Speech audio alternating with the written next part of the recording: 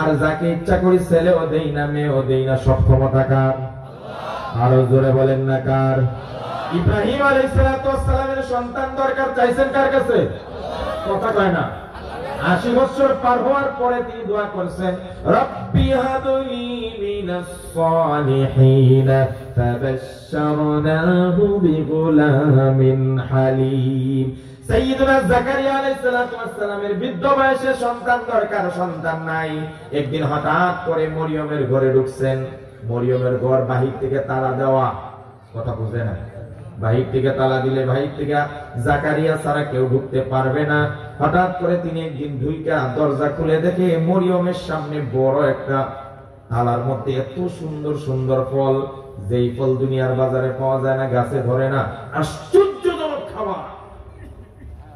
কুল্লামা দাখালা আলাইহা জাকারিয়া আল মিহরাব ওয়াজাদা ইনদাহা রিজকা ক্বালা ইয়া মারইয়াম আন্না লাকি হাযা قالت هو من عند الله هنالك دعا زكريا في المحراب। হযরত জাকারিয়া আলাইহিস সালাম মরিয়মের ঘরে ঢুকতেই দেখে সুন্দর সুন্দর ফল। জিজ্ঞেস করলো, আন্না লাকি হাযা, এই বাজারে পাওয়া যায় না, মৌসুম না, সিজন না, গাছে ধরে না, এত আশ্চর্যজনক ফল পাইলে কোথায়? মরিয়ম আলাইহিস সালাম বললেন, قالت هو من, কে দিবেন? আর জোরে কয় না।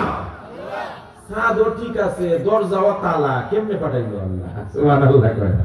মরিয়ম আলাইহিস সালামের এই কাহিনী দেখা যে আল্লাহ যদি বদ্ধ করে, তালাবদ্ধ করে, মরিয়মের জন্য সিজন ছাড়া ফল যদি পাঠাইতে পারে, তাহলে আমি আর আমার বউ একজনেরও বয়স নাই, ওভার ডেট ওভার হয়ে গেছে, আমাদেরকে ওই মরা গাছে ফল ফুটাইতে পারেন একজন, তিনি কে? আর জোরে করে কে?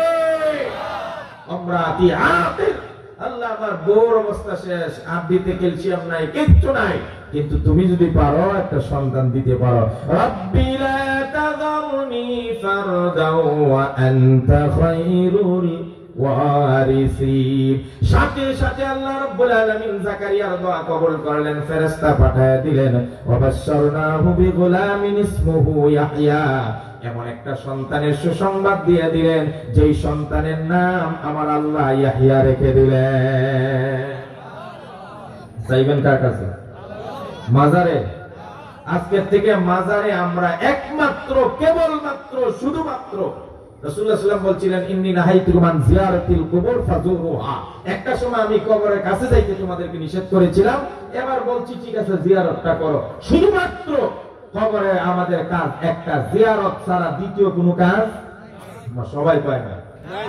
আপনাদের কি রোগ আছে নাকি? এই কবরে আর কোনো কাজ আছে? মোমবাতি জ্বালানো কবরের কাজ, সামিয়ানা দেওয়া, মুরগি মান্নত করা, সিন্নি হালুয়া দেওয়া, বছরে উরস করা। আপনি যদি এই কবরের উপর লাইট জ্বালাইতে জ্বালাইতে জ্বালাইতে আসমান পর্যন্ত ছুঁয়ে ফেলেন, আর কবরের যে ঢুকানো আছে সে যদি অন্ধকারে থাকে, এই আসমান পর্যন্ত লাইটের 4 পয়সা কাম হবে না। আচ্ছা, আপনি যদি কিয়ামত পর্যন্ত কবরে একটা মোমবাতিও না দেন, আর যিনি কবরে আছেন তিনি যদি আল্লাহর নেক বান্দা হন, তাহলে তার কবরটা জান্নাতি আলো দিয়ে ভরে দিবেন কে? আল্লাহ। সুতরাং কবরে মোমবাতি জ্বালানো, কথা কয় না, সামিয়ানা টানানো, উরস করা, হালুয়া দেওয়া, মুরগির বাচ্চা দেওয়া, মান্নত করা, কোনো কিছু ছাড়া চেষ্টা করা কিচ্ছু জায়েজ না। কথা বলে ঠিক কিনা? কবরে শুধুমাত্র কাজ একটা, সেটা কি? এই সবাই বলেন না কি? এই জন্য চাইবেন কার কাছে? আর নবীজি শিক্ষা দিলেন, তোমরা 2 টাইমে দোয়া করো, কবুল করবেন তাড়াতাড়ি কে? আরো জোরে বলেন কে? আইয়ুদ দুআই আসমা, ইয়া রাসূলুল্লাহ, কোন সময়ে দোয়া করলে আল্লাহ বেশি তাড়াতাড়ি কবুল করেন? নবীজি বলেন, জাওফিল লাইলিল আখির, শেষ রজনীতে উঠে মাওলা পাকের দরবারে 2 রাকাত তাহাজ্জুদ, 4 রাকাত তাহাজ্জুদ, 6 রাকাত, 8 রাকাত তাহাজ্জুদ পড়ে সিজদায় অথবা এমনি দোয়া করো, আমার আল্লাহ শেষ রজনীতে বান্দার সবচাইতে কাছে চলে আসেন। সুবহানাল্লাহ। নবীজি আরো একটা বলেছেন, এটা হলো এক টাইম। 2 নম্বর, আল্লাহ সবচাইতে বেশি দোয়া করেন দুবুরাস সালাওয়াতিল মাকতুবাত, 5 ওয়াক্ত ফরজ নামাজের পরে তোমরা দোয়া করো, ফরজ নামাজের পরে আল্লাহ বেশি বেশি দোয়া কবুল করেন। এজন্য দুই টাইমে আমরা দোয়া করব। কোন কোন টাইমে বলেন তো? ফরজ নামাজের পরে আর শেষ রজনীতে, মানে তাহাজ্জুদ নামাজের রক্ত। মনে থাকবে ইনশাআল্লাহ? সবাই বলেন ইনশাআল্লাহ। এইজন্য ইবাদুর রহমানিল্লাযীনা ইয়ামশুনা আলাল আরদি হাওনা ওয়া ইযা খাতাবাহুমুল জাহিলুনা ক্বালু সালামা ওয়াল্লাযীনা ইয়াবিতুনা লিরাব্বিহিম সুজদাও ওয়া কিয়ামা। এরা হলো রহমানের বান্দা। তো রহমান রহমান রহমান, এটা রহমত থেকে মানে দয়া থেকে। রাসূলুল্লাহর প্রতি আল্লাহর দয়া কম না বেশি? কথা বলেন না? আল্লাহ পাক বলেন ফাবিমা রাহমাতিম মিনাল্লাহি লিনতা লাহুম। নবীজি, আপনার উপর আমার দয়া আছে, এইজন্য আপনি মানুষটা খুব নম্র, ভদ্র এবং খুব মাধুর্যের সাথে কথা বলেন, সুন্দরভাবে ব্যবহার করেন। আপনার কথা সুন্দর, আপনার আচরণ সুন্দর, আপনার ব্যবহার সুন্দর, আপনার চলাফেরা সুন্দর, আপনার চাহনি সুন্দর, আপনার হাসিটা সুন্দর, আপনার হাত সুন্দর, আপনার জবান সুন্দর, আপনার সাড়ে তিন হাত বডি সুন্দর, আপনার সবকিছুকে আমি অত্যন্ত সুন্দর করে বানাইছি। সুবহানাল্লাহ। নবীজি কতটা উম্মতের প্রতি কতটা দরদি ছিলেন। একদিন আম্মা জান আয়েশা রাদিয়াল্লাহু তাআলা আনহা বিশ্বনবী সাল্লাল্লাহু আলাইহি সাল্লামকে দেখলেন। নবীজি খুব উৎফুল্ল অবস্থায় আছেন। নবীজি উৎফুল্ল অবস্থায় হাসতেছেন, আনন্দ। আর স্ত্রীরা সাধারণত স্বামীর মন ভালো দেখলেই সুযোগ বুঝে টাকা চায়। কথাটা ঠিক কি না? এইজন্য স্ত্রীদেরকে বলি, স্বামীর কাছে টাকা চাইবেন কখন? স্বামীর মেজাজ যখন তাকে ফুরফুরা, খুব ভালো ভালো মনে থাকে, তখন বলবেন, একটু অভিমান করে আহ্লাদ দেখায় করবেন, আপনি যদি আমার এটা দিতেন, একটু ভাবটা দিয়ে রাখবেন না, আগামী ঈদে যদি আমাকে 5,000 টাকা না দেওয়া হয় তাহলে ঘরে আগুন লাগবে। ঈদের দিন ঘরে কোনো রান্না বান্না হবে না। স্বামী ওকে দেখো, এই জন্য আমার কাছে হরতাল দিয়ে টাকা নিব, যে ভাব না, এইভাবে আদায় করবেন কৌশলে, মাধুর্য দিয়ে, ভালোবাসা দিয়ে। ভালোবাসার বন্ধন মজবুত করতে হবে। স্ত্রীদেরকে বলি, আমরা যেন আয়েশা রাদিয়াল্লাহু তাআলা আনহা বলেন, নবীজির মন খুব ভালো, মেজাজটা ভালো, উৎফুল্ল মন, আনন্দ। এই টাইমে আমি আমার কারবার সারবো, মতলব হাসিল করব। আমরা যেন আয়েশা বলেন, ইয়া রাসূলুল্লাহ, ইয়া হাবিবাল্লাহ। এখানে আরেকটা কথা বলে রাখি, আয়েশা রাদিয়াল্লাহু তাআলা নবীজি এই ভালো হালতে সাবান চান নাই, ক্রিমও চান নাই, টাকাও চাই নাই, জামাও চাই নাই, কিছুই চান নাই। আমরা তো দুনিয়া নিয়ে মস্ত।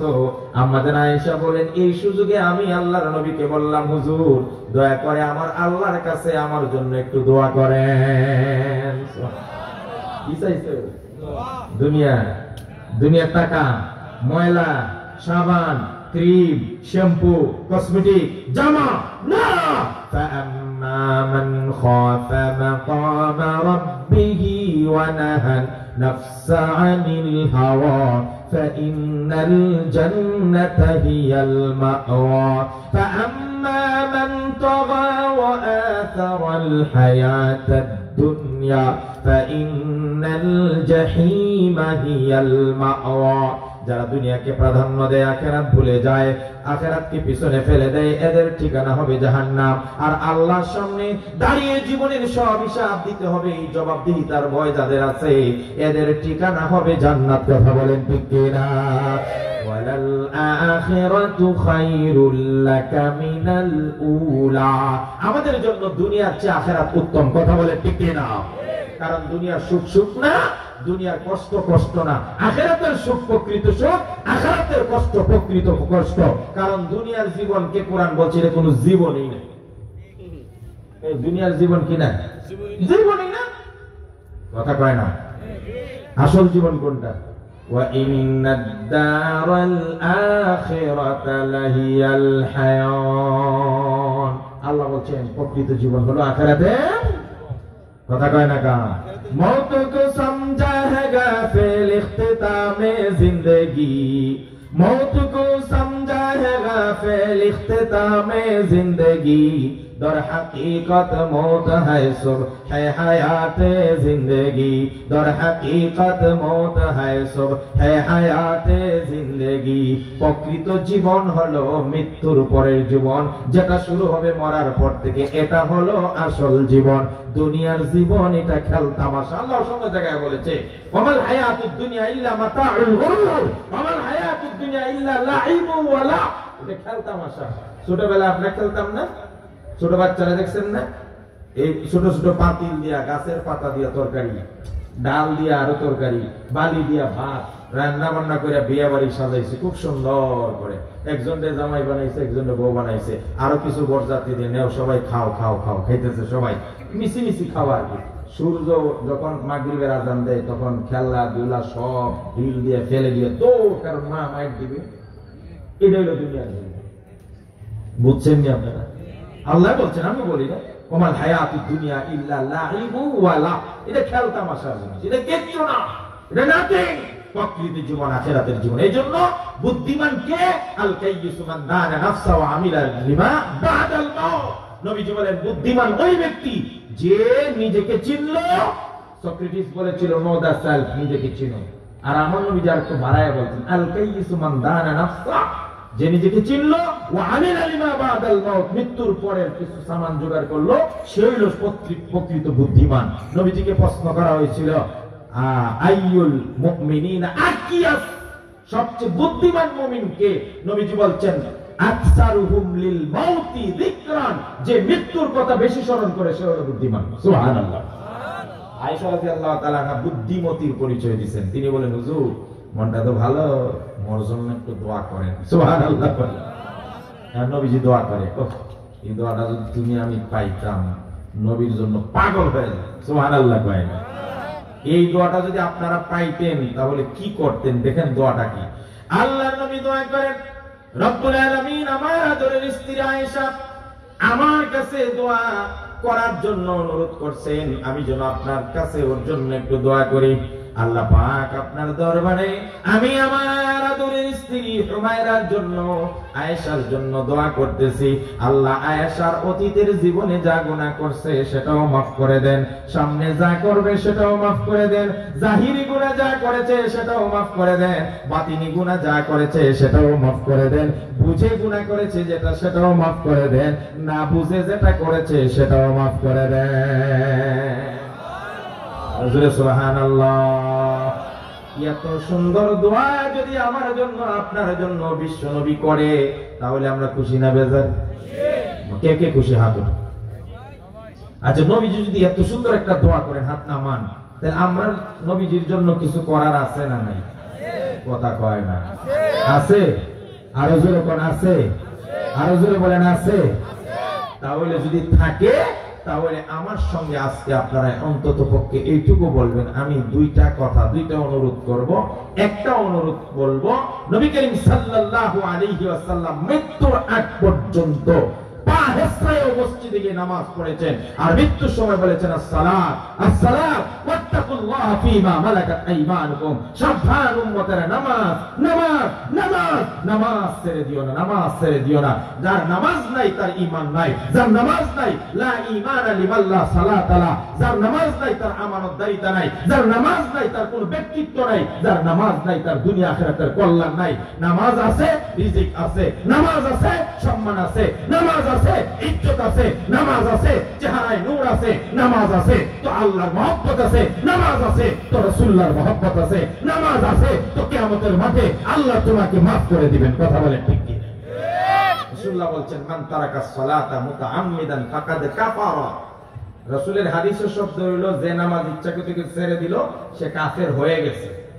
এখন ইমাম সাহেবেরা, আমাদের বড় বড় ইমামরা, হানাফি শাফি বড় বড় মুহাদ্দিসিনরা, এরা একটু তাবিল করছেন। রাসূলুল্লাহ কিন্তু তাবিল সহকারে বলেননি। রাসূল ডাইরেক্ট শব্দ বলছেন মান তারাকাস সালাতা মুতাআম্মিদান ফাকাদ কাফারা। কাদ সহ বলছে, তাকিদ তাকিদ সব নিয়ে বলছে সে অলরেডি কাফের হয়ে গেছে। কিন্তু ইমাম সাহেবরা আমাদের বাঁচাই দিয়েছে, তারা বলছে যে একবারে ডাইরেক্ট নামাজ ছাইরা দিলে কাফের হয়ে গেছে না, তবে কেউ যদি নামাজকে অস্বীকার করে ছেড়ে দেয় তাহলে কাফের হয়ে গেছে। তো বাচ্চি আমরা, আর নাহলে যে কয়জন ইচ্ছাকৃত নামাজ ছাড়তাম সবটি কাফের হয়ে গেছে। চিন্তা করছি নামাজের কতটুকু গুরুত্ব।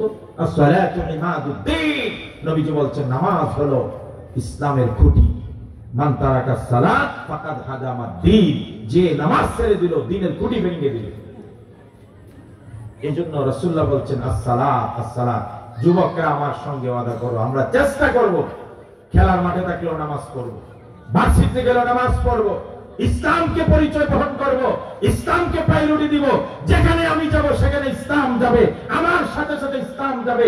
আজকে নাস্তিকদের পায় তারা হলো মসজিদ আর মাদ্রাসা ইসলামকে বন্ধ করে রাখো। খেলার মাঠে ইসলাম চলবে না, ভার্সিটিতে ইসলাম চলবে না, লাইব্রেরিতে ইসলাম চলবে না, সংসদে ইসলাম চলবে না, বইমেলায় ইসলাম চলবে না, রাজনীতিতে ইসলাম চলবে না, পরিবারে ইসলাম চলবে না, সমাজে ইসলাম চলবে না, বিয়ের অনুষ্ঠানে ইসলাম চলবে না, বাজারে ইসলাম চলবে না। অথচ আল-ইয়াউমা আকমালতু লাকুম দীনাকুম ওয়া আতমামতু আলাইকুম নি'মাতি ওয়া রাদিতু লাকুমুল ইসলাম দীনা। Islam is the completely code of life. মানব জীবনের যেখানেই মানুষের সমস্যা সেখানেই ইসলাম আছে। ইসলামের ব্যবসা নীতির কথা আছে, রাজনীতির কথা আছে, স্বরাষ্ট্র মন্ত্রণালয় কেমনে চলবে আছে, পররাষ্ট্র নীতির কথা আছে, বন্দি নীতির কথা আছে, স্বাস্থ্য বিজ্ঞান নিয়ে কথা আছে, গার্হস্থ্য বিজ্ঞান নিয়ে কথা আছে, ভূবিজ্ঞান নিয়ে কথা আছে, আকাশ নিয়ে গবেষণা আছে। সব বিষয় ইসলাম আছে। যেখানে মুসলমান আছে সেখানে ইসলাম আছে। যদি ইসলামকে ঢুকতে না দেওয়া হয়, মুসলমান সেখানে যাবে না। আমি খেলাতে যাব, আমার সঙ্গে ইসলাম যাবে। আমি ভার্সিটিতে যাব, আমার সঙ্গে ইসলাম যাবে। বই মেলাতে যাব, আজান হয়েছে সেখানেই জবাববন্দি হয়ে নামাজ পড়তে হবে। ইসলামকে কেউ বাধা করে রাখতে পারবে? আরো জোরে বলেন, পারবে? এই জন্য 1 নম্বর দাবি হলো যে রাসূলুল্লাহর এত সুন্দর দোয়া পাইতে হয়, তাহলে 1 নম্বর আমরা নামাজ ছাড়বো না, বলেন ইনশাআল্লাহ। আর 2 নম্বর হলো রাসূলুল্লাহর সুন্নাত ছাড়া যাবে না। যথাসম্ভব আপনি রাসূলুল্লাহর সুন্নতের উপর আসেন, টুপি পরেন, আপনি সুন্নতি পোশাক পরেন। আমার মতো লম্বা জুব্বা পরতে আমি এটা বলবো না, তবে অন্তত পোশাকের যে সুন্নত আছে একটু ঢিলে ঢালা পোশাক পরবেন, একটু নিস্পে শাক পরার চেষ্টা করবেন। পোশাক যেন স্কিন টাইট না হয়, পোশাক যেন শর্ট না হয়, পোশাক যেন শর্ট না হয়, পোশাক যেন শর্ট না হয়, পোশাক যেন স্কিন টাইট না হয়, এত পাতলা না হয় যে সব ভিতরে দেখা যায়। এই 3টা শর্ত রাইখা যদি আপনি পোশাক পরেন সেটাই সুন্নতি পোশাক হয়ে যাবে এবং এটাই আপনি পড়তে পারেন। আপনি একটু কাইন্ডলি দাড়িটা রাখেন। এই কথা বললে অনেকে রাগ করে, অনেকে আবার উল্টা আমাদেরকে বুঝাইতে আসছে ইদানিং আধুনিক মুসলিমরা, দাড়ি মানে ইসলাম না, দাড়ি ইসলামের কি গুরুত্ব, দাড়ি মানে ইসলাম নাকি, দাড়ি রাখলে মুসলিম, দাড়ি না রাখলে কি হয় না। এই কথাগুলো আপনারা বলবেন না। আপনি দাড়ি রাখবেন না কেন? যেখানে রাসূলুল্লাহ দাড়ি ছিলেন, রাসূলুল্লাহ দাড়ি তামলা ও সাদরা বক্ষ পর্যন্ত আসে। মুসা আলাইহিস সালাতু ওয়াস সালাম তার ভাই হারুনকে রেখে গিয়েছিলেন বনি ইসরাইলের কাছে। তিনি গেছেন তুর পাহাড়ে আল্লাহর কাছে দেখার জন্য। ফিরে আইসা দেখে বনি ইসরাইলের সব বাছুর পূজায় লেগে গেছে। রাগে গুসায় সবার আগে মুসা আলাইহিস সালাম তার আপন ভাইরে ধরছে, দাড়িতে ধরছে আর চুলে ধরছে। যেমন রাগী নবী ছিলেন, ধরছে তো ধরছে, তুমি থাকতে বনি ইসরাইলে বাছুরের পূজা করে কেমন? আমি ধরছে। তখন হারুন আলাইহিস সালাম বলেন, ইয়া ইবনা ইয়া উম্মা ইয়া ইবনা আখি, না সরি, ইয়া আখি মানে শব্দ কোরআনের প্রথম শব্দটা আমার মনে লা তাখুজ বিলিহিয়াতি ওয়ালা বিরাসি। ও ভাই, আমার দাড়ি ধইরো না, চুলও ধইরো না, আমারে ছেড়ে দাও, আমার দোষ নাই, আমি অনেক বুঝাইছি, এটি মানে না, কি করি। তাহলে মুসা আলাইহিস সালাম তার ভাইরে কই ধরছে? চুলে। তাহলে দাড়ি কতটুকু হইলে ধরা যায়? এটুকু হইলে ধরা যায় না? আকনামি বেশি করেন না? নবী করিম সাল্লাল্লাহু আলাইহি ওয়াসাল্লামের রঙে রঙিন হও, আল্লাহর রঙে রঙিন হও। নিজের ভাবিত দ্বীন ইসলাম কেন এতটা মডার্ন হওয়ার দরকার নাই। দাড়ি রাখলেও যদি জঙ্গি হয়ে যায়, পাগড়ি পরলেই যদি মৌলবাদ হয়ে যায়, তাহলে ভারতের শিখদের মাথায় পাগড়ি কেন, মনমোহনের মাথায় পাগড়ি কেন ছিল? বেরোলে আপনাদের এই যে টেস্ট খেলোয়াড়, ভারতের খেলোয়াড় ছিলেন, তার মাথায় এই বড় পাগড়ি কেন? তখন কি মৌলবাদী হয় না? তাহলে বোঝা গেল পাগড়ি সমস্যা না, দাড়িও সমস্যা না, পাঞ্জাবিও সমস্যা না। নাস্তিক আর বেঈমানদের সমস্যা হলো ইসলাম। যেখানে ইসলাম সেখানে আঘাত করতে চায়। আর আমরা বলি যেখানেই নাস্তিকতা, যেখানেই কুফরি মতবাদ, সেখানে ইসলাম প্রচার করতে হবে। কথা বলে ঠিক কি? এজন্য রাসূলুল্লাহর সুন্নাত ধর্ম, তাইলে রাসূলুল্লাহর ওই দোয়াটা আমরাও পাবো। এখন আসেন, আমাদের আয়েশা রাদিয়াল্লাহু তাআলা আনহা এই দোয়া পায় মহা খুশি খুশি হয়ে রাসূলুল্লাহ সাল্লাল্লাহু আলাইহি ওয়াসাল্লাম দেখলেন আয়েশা খুব খুশি। বলেন, আয়েশা তুমি তো খুব খুশি? বলে, হ্যাঁ অনেক খুশি। এবার রাসূলুল্লাহ সাল্লাল্লাহু আলাইহি ওয়াসাল্লাম বলেন, আমার নবীজি সাল্লাল্লাহু আলাইহি ওয়াসাল্লাম বলেন, আয়েশা রে, তোমার জন্য এত সুন্দর একটা দোয়া করলাম, তোমার আগের গুনাহ যেন আল্লাহ মাফ করে দেন, পরের গুনাহ যেন মাফ করে দেন। বুঝে গুনাহ করেছো সেটাও মাফ করেন, না বুঝে করেছো সেটাও যেন মাফ করেন। জাহিরি বাতিনি গুনাহ যেন আল্লাহ মাফ করে দেন, তাতে তুমি খুশি হয়েছো? বলে, হ্যাঁ। আর রাসূলুল্লাহ আমি অনেক খুশি হয়েছি। এবার বিশ্বনবী সাল্লাল্লাহু আলাইহি সাল্লাম বললেন, আয়েশা রে, আমি প্রত্যেক ফরজ নামাজের পরে যতবার দোয়া করি ততবার আমার উম্মতের জন্য এই দোয়াগুলা করি।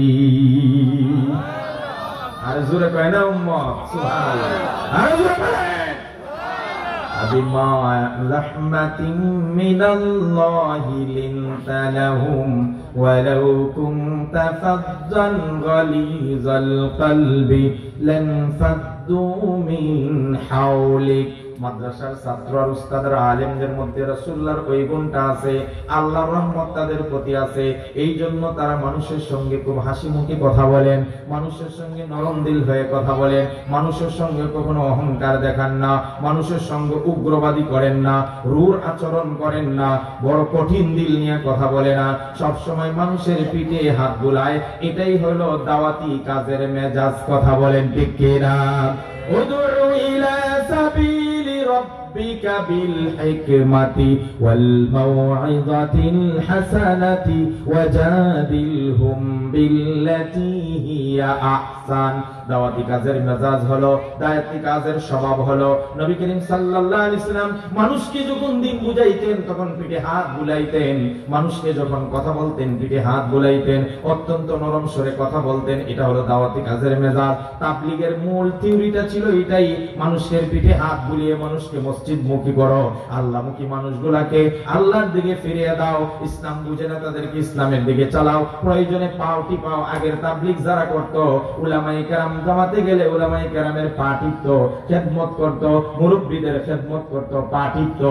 আর এখন বর্তমানে আমাদের কিছু ভাই বের হয়েছে, এরা কয় তাবলীগ মানে পিটাপিটি লাগাও। 2018-19 সালে একবার টঙ্গীর ময়দানে পিটি আলেমদেরকে রক্তাক্ত করেছে, আজকেও বাইতুল মুকাররমের মধ্যে পিটাপিটি লাগাইছে। যারা পিটাপিটি কইরা তাবলীগ করতে চায়, যারা জোর জবরদস্তি করে তাবলীগ করতে চায়, এটা নাই ইলিয়াস রাহমাতুল্লাহ আলাইহি তাবলীগ, যা এটা নবীজির তাবলীগ। জোর করে তাবলীগ হয় না, তাবলীগ হবে মানুষের পিঠে হাত বুলিয়ে। কথা বলেন ঠিক কিনা? বিমা রাহমাতিন মিনাল্লাহি লিনতা লাহুম।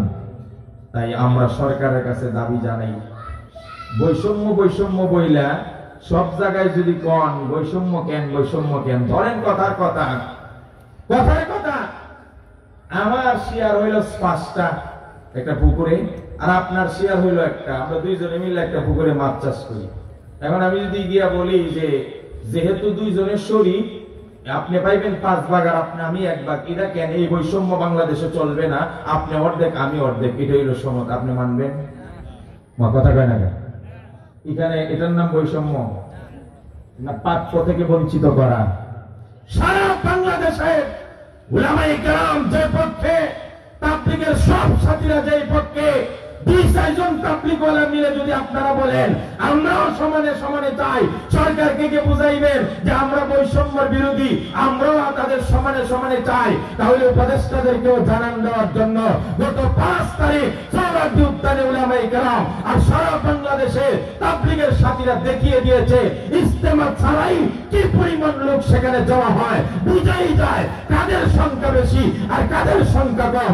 কম সংখ্যা নিয়ে বৈষম্যের স্লোগান দিয়া আলেমদের সাথে টক্কর দ্বারা দিতে আসে, এরা সত্যিকার তাবলীগ হতে পারে না। কথা বলে ঠিক কিনা? বিমা রাহমাতিন মিনাল্লাহি লিনতা লাহুম ওয়ালাউ কুনতা ফাজ্জান গালিজাল কলবি লানফাদ্দু মিন হাওলিক। মাদ্রাসাওয়ালাদের একটা গুণ হলো এদের চরিত্র অত্যন্ত উন্নত। আপনি জানেন নবীজিকে প্রশ্ন করা হয়েছে, আন আকসারি মা ইউদখিলুন নাসাল জান্নাহ, ইয়া রাসূলুল্লাহ সবচেয়ে বেশি মানুষ কোন গুণের কারণে জান্নাতে যাবে? রাসূলুল্লাহ বলছেন তাকওয়াল্লাহ ওয়া হুসনুল খুলুক, যার চরিত্র সবচেয়ে সুন্দর এবং আল্লাহর ভয় আছে, সে এই মানুষগুলো বেশি জান্নাতে যাবে। সুবহানাল্লাহ। আকমালুল মুমিনিনা ঈমানান আহসানুহুম খুলুকা, সবচেয়ে শ্রেষ্ঠ পরিপূর্ণ মুমিন ওই ব্যক্তি যার চরিত্র সবচেয়ে শ্রেষ্ঠ। সুবহানাল্লাহ। আর রাসূলুল্লাহ বলেন সবচেয়ে ভালো চরিত্র, ভালো মানুষ যেটার প্রমাণ হইল, এটার সার্টিফিকেট হইল খিয়ারুকুম খিয়ারুকুম লিনিসাই, যে বউর কাছে বেশি ভালো এই সবচেয়ে ভালো। কারণ আপনারা হুজুরদের বউদের নিয়ে পরীক্ষা করবেন, আপনার ওয়াইফরে পাঠাইবেন, যাও তো বড় হুজুরটা এমনি খুব ভালো মানুষ, ওনার বউরে জিজ্ঞেস করে হবে স্বামী হিসাবে কেমন, যদি কয় ভালো তাহলে বড় জোরও ভালো, আর যদি কয় বাইরে পিসা আবার ভিতরে আমার খালি পিঠায় মারে খারাপ ব্যবহার করে তাহলে এই পিসা ভালো না। এটা আমি বলছি, রাসূলুল্লাহ বলছেন। এই জন্য নবীজি বলতেন আমি আমার স্ত্রীর কাছে সবচেয়ে ভালো। সুবহানাল্লাহ কয় না, সব স্ত্রী রাসূলুল্লাহর খুব খুশি। ছোট্ট একটা কথা বলে আমার কথা একটু থামবো, অনেক রাত হয়ে গেছে, আগে দিলে ভালো হইতো, আর আমি কম ওয়াজ করে পাই না, এটা আমার অভ্যাস নেই। আল্লাহ নবী সাল্লাল্লাহু আলাইহি ওয়াসাল্লামের সব স্ত্রী একদিন বসে আছেন, নবীজি আসছেন, পার্লামেন্ট অফ উইমেন, মহিলাদের পার্লামেন্ট বসছে। নবীজি আসার পরে সব স্ত্রীরা বসে, ইয়া রাসূলুল্লাহ আপনি সবচাইতে বেশি কোন স্ত্রীটাকে বেশি ভালোবাসেন, আপনার নাম বলেন তো দেখি। এটা কি সহজ প্রশ্ন না কঠিন প্রশ্ন? এই ধরনের হাত কেন্দ্র প্রশ্ন মাঝে মাঝে আমাকে হুজুররাও পাবলিকে করে, কথা বলতে কিনা? তো রাসূলুল্লাহ সাল্লাল্লাহু আলাইহি ওয়াসাল্লাম চিন্তা করলেন কার নাম বলি, যদি আয়েশার নাম বলি বাকিরা বেজার, হাফসার নাম বললে অন্যরাও সন্তুষ্ট, একটু সময় নেওয়া দরকার। এই জন্য ইমাম সাহেবদেরকে আমি বলবো, প্রশ্ন যদি আপনার বুঝে না আসে, উত্তর কঠিন মনে হয়, ভুলভাল নগদে উত্তর দিয়েন না, প্রয়োজনে সময় নেবেন, এটা শরমের কিছু না। একজন মানুষ কি সব জানে না? সুইলা মালিকুন রাদিয়াল্লাহু তাআলা, ইমাম মালিক রাহিমাহুল্লাহ, ইমাম মালিক রাহিমাহুল্লাহকে 46টা প্রশ্ন করছে একজন, একটা মাযহাবের ইমাম, মালিকি মাযহাবের ইমাম। কয়টা প্রশ্ন করছে? শরহে উকুদে রাসূলের মুফতির মধ্যে আছে, মুকাদ্দামার মধ্যে 46টা প্রশ্ন করছে। তিনি 40টা প্রশ্ন বলছে লা আদরি, আমি জানি না। 40টার বেলায় কি বলছে? আমি জানি না, আই ডোন্ট নো। 6টার মাত্র উত্তর দিছে একজন মাযহাবের ইমাম, আর আমি ইমাম সাহেব যা প্রশ্ন করবেন সব উত্তর দিয়ে দিবেন। এখন দেন না প্রশ্ন, না না, এটা উচিত না, এটা উচিত না। সব প্রশ্নের উত্তর নগদে দিবেন না, কিছু প্রশ্নের উত্তর হাতে রাখেন, বুঝেন, শুনেন, তারপরে দেন, এটা শরমের না। আর আপনারাও তাড়াহুড়া করবেন না, হুজুর এই প্রশ্নের উত্তর দেন, হুজুর যদি কয় আচ্ছা আমি একটু বুঝতে শুনে দেই, তখন গিয়ে বাইরে বলবো দেখছি উনি মুফতি লাগাইছে, আসলে কিচ্ছু জানেন, আমি একটা প্রশ্ন করছিলাম করে এখন না পরে বলুন। আরে ভাই এটা কোন কথা? এই ধরনের তাড়াহুড়া করবেন না। যাই হোক, নবীজিকে প্রশ্ন করলেন যে সবচাইতে বেশি ভালোবাসেন কোন স্ত্রীকে। কঠিন না প্রশ্ন?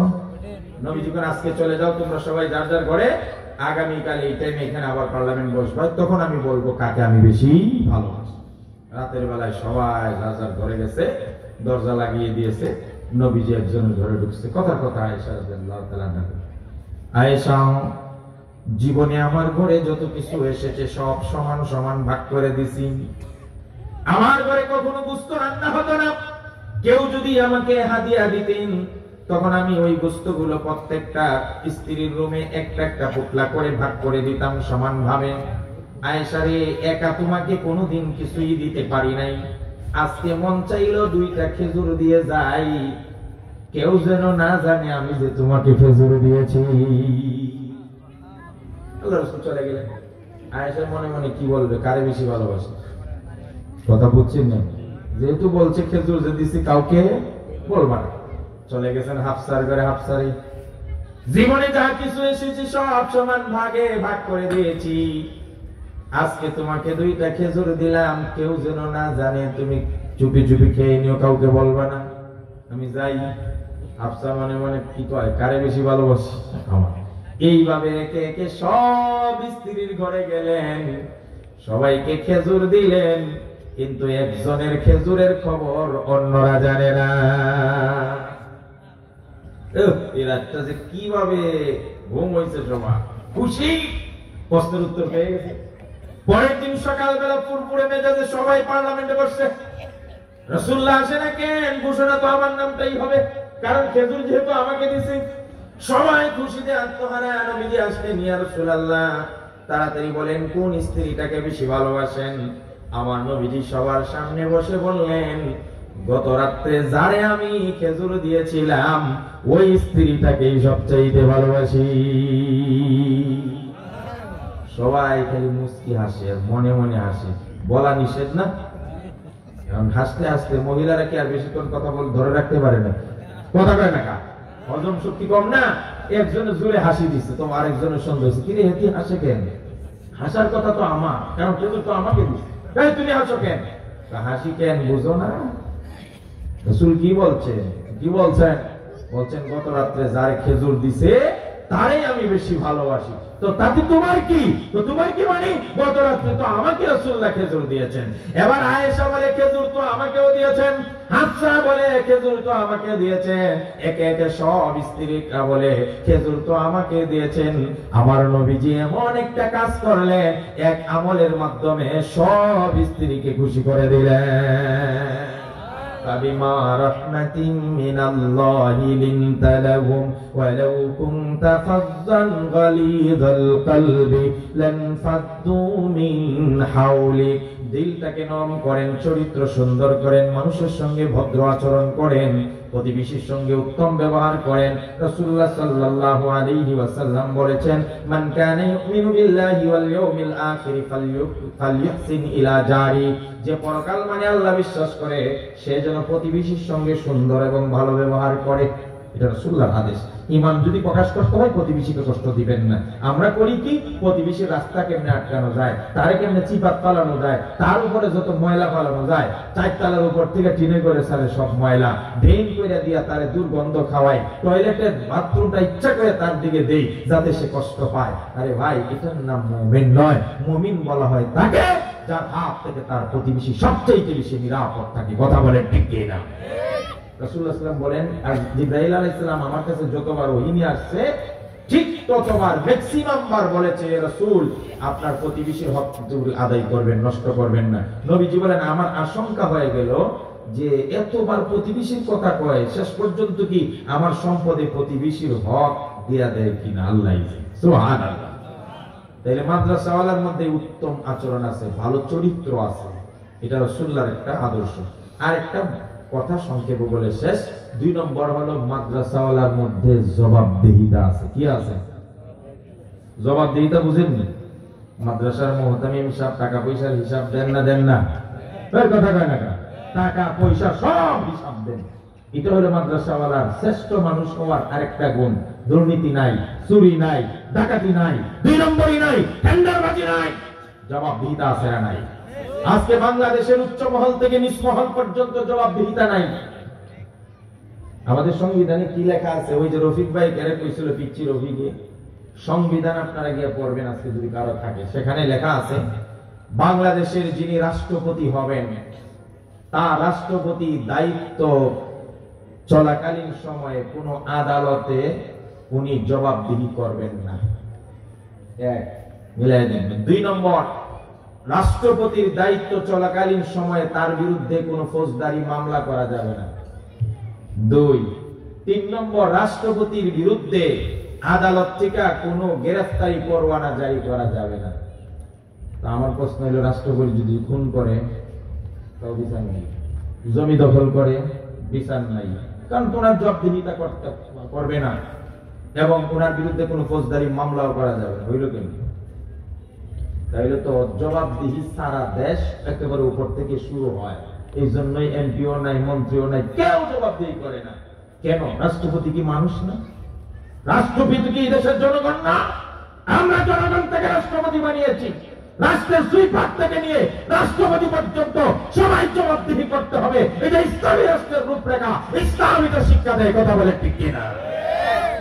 সাইয়েদনা আলী রাদিয়াল্লাহু তাআলা বাংলাদেশের মতো রাষ্ট্রের প্রধান ছিলেন না, তিনি ছিলেন 22 লক্ষ বর্গ মাইল এলাকার রাষ্ট্রের প্রধান। সুবহানাল্লাহ। বুঝেননি 22 লক্ষ বর্গ মাইল কতটুকু? সংক্ষেপে বুঝাই, বাংলাদেশকে 46 দিয়া গুণ করলে যত বড় হবে এত বড় রাষ্ট্রের প্রধান ছিলেন আলী রাদিয়াল্লাহু। তো ছোট মোটো রাষ্ট্রপতি না বড়? এই কথা বলেন না, ছোট না বড়? সেই রাষ্ট্রপতি আলীর একটা লোহার বর্ম হারায় গেছে, কোথায় জানি পড়ে গেছে, উঠে দিয়ে যাইতেছিলেন রাত্রে বেলায়, হঠাৎ দেখেন বাজারে এক লোক আলীর বর্মটাই বিক্রি করতেছে, বসছে আর কি বিক্রি করার জন্য। আলী তো দেখে চিনে ফেলছেন রাষ্ট্রপতির বর্ম, ভাই এই বর্মটা তো আমার। আর যে লোকটা বিক্রি করতে গেছে এই লোকটা ছিল ইয়াহুদি, মুসলিম না। ইয়াহুদি বলে না এটা আমার দখলে, এটা আমার। আলী বলেন না এটা আমার, আমি দেখে চিনছি। এখন ইহুদি বলে আমার, আলী বলে আমার। ইহুদি বলে দখলে আমার, সুতরাং এটা আমার। এখন আলীর কাছে কোনো প্রমাণ নাই, দুইজনে তর্ক করে একটা সময় বলল, চলো তাহলে আমরা বিচারকের কাছে যাই। তৎকালীন বিচারক ছিলেন কাজী সুরাই, আলী নিযুক্ত করা বিচারক। আলী হলেন রাষ্ট্রপতি, বিচারক কিন্তু তার নিযুক্ত করা। যেমনটা বাংলাদেশের রাষ্ট্রপতি প্রধান বিচারপতি নিয়োগ দেন, তাহলে নিজের বিচারপতি নিয়োগ দেওয়া বিচারপতির কাছে রাষ্ট্রপতি জবাবদিহি করবেন না, এটাই আমাদের সংবিধান। আলী রাদিয়াল্লাহু তাআলা আনহু দাঁড়াইলেন বাদী হইয়া নিজের নিযুক্ত বিচারপতি কাজী সুরাইয়ের দরবারে আদালতে। ইহুদি বিবাদী হযরতে আলীকে বিচারক কাজী সুরাই জিজ্ঞেস করলো, রাষ্ট্রপতি মহোদয়, আপনি কি জন্য আসছেন আদালতে, কি বক্তব্য বলেন? মাননীয় বিচারপতি, ওই যে লোকটা দেখা যায় উনি আমার বর্ম নিয়ে গেছে, ওনার কাছে যে বর্মটা আছে এটা আমার। এবার ইহুদিরে জিজ্ঞেস করলো, এটা কি তোমার না ওনার? এটা আমার, দখলে আমার। উসুলে ফতোয়া, উসুলে ফিকহের একটা মাসালা হলো, যেই ব্যক্তি দাবি করবে তাকে প্রমাণ দিতে হবে, আর যার কাছে থাকবে সে কসম খাইবে। ধরেন গড়িটা এখন আমার হাতে, আপনি যদি বলেন এটা আমার, প্রমাণ দিতে হবে আপনাকে। যে দাবি করবে সে প্রমাণ দিবে, আর যার দখলে থাকবে তার কাছ থেকে বিচারক কসম নিবে যে সত্যি তোমার কিনা। ওয়াল ইয়ামিনু আলা মান আনকারা। কাজী সুরাই চিন্তা করলো, আলী বলছে আমার, ইহুদি বলছে আমার, দখলে তো আলী, দাবি করছে আলী, আর দখলে হলো ইহুদি, তাহলে আলী যেহেতু দাবি করছে আলীকেই প্রমাণ দিতে হবে বর্মতা। কাজী সুরাই বললেন, আলী রাদিয়াল্লাহু তাআলা আনহু জাহাপনা, রাষ্ট্রপতি মহোদয়, আপনি দাবি করছেন এই বর্মটা আপনার, তাহলে আপনাকেই প্রমাণ দিতে হবে এটা আপনার। যে কে জানে, কে সাক্ষ্য দিবে এটা যে আপনার? হযরত আলী রাদিয়াল্লাহু তাআলা আনহু বলেন, আমার ছেলে হাসান এবং আমার আযাদকৃত গোলাম এরা দুইজনে জানে এই বর্মটা আমার। কাজী সুরাই বলল, সাইয়্যিদুনা আলী রাদিয়াল্লাহু তাআলা আনহুকে মহামান্য রাষ্ট্রপতি, আপনার পক্ষে সাক্ষী হিসাবে আপনার ছেলের সাক্ষী গ্রহণ হবে না, কারণ ছেলে তো বাবার কথাই বলবে, আবার যে গোলামরে আপনি আজাদ করছেন সেও আপনার কথা বলবে, সুতরাং ছেলের সাক্ষী আর গোলামের সাক্ষী আপনার পক্ষে মানা হবে না। তাহলে আর তো সাক্ষী নাই, সাক্ষী যেহেতু নাই, বিচার কি হতে পারে? কাজী সুরাই বিচারপতি রাষ্ট্রপতির বিরুদ্ধে রায় দিয়া, ইহুদির পক্ষে রায় দিয়া বলল, যাও বর্ম তোমার। সুবহানাল্লাহ বলতে ইচ্ছা করে। ইহুদি চিন্তা করলো, মুসলিম শাসন ব্যবস্থা যদি এমনই হয়, যিনি রাষ্ট্রপতি তার নিযুক্ত করা বিচারপতি তার পক্ষে রায় দিল না, আমার পক্ষে রায় দিয়া দিল, কিঞ্চিত ভয় পায় না রাষ্ট্রপতিকে, তাহলে এমন মহান ইসলাম ধর্ম থেকে আমি বঞ্চিত থাকতে পারি না। আমি মুসলমান হয়ে গেলাম, খোদার কসম, যতদিন পর্যন্ত উমরের মতো রাষ্ট্রপতি, জবাবদিহিতামূলক আলীর মতো রাষ্ট্রপতি, আবু বকরের মতো রাষ্ট্রপতি, ইসলামের আইন শাসন মান্যওয়ালা রাষ্ট্রপতি বাংলার জমিনে পৃথিবীর বুকে প্রতিষ্ঠিত না হবে, ততদিন পর্যন্ত চুরি, ডাকাতি, রাহাজানি, মদ, জুয়া, হাউজিং, হত্যার আয়নাঘর বন্ধ হবে না। কথা বলে ঠিক কিনা? এই জন্য মাদ্রাসাগুলো কেন এত ভালো, এখান থেকে প্রোডাকশন কেন ভালো হয়, এখানে জবাবদিহিতা আছে। আমি দুইটা পয়েন্টই বললাম, আর কথা বাড়াবো না, আমারও সময় শেষ, আপনাদেরও অনেক সময় হয়ে গেছে। আল্লাহ সুবহানাহু ওয়া তাআলা আমাদেরকে এই অল্প সময় যে কথাগুলো বললাম, আল্লাহ সকলকে আমল করার তৌফিক দান করুন। সকলে বলছে আমিন, আর জোরে বলছে আমিন। ওয়া আখিরু দাওয়ানা আনিল হামদুলিল্লাহি রাব্বিল আলামিন। আমরা কেউ উঠবো না, কারণ ইন্নামাল আমালু বিল খাওয়াতিম।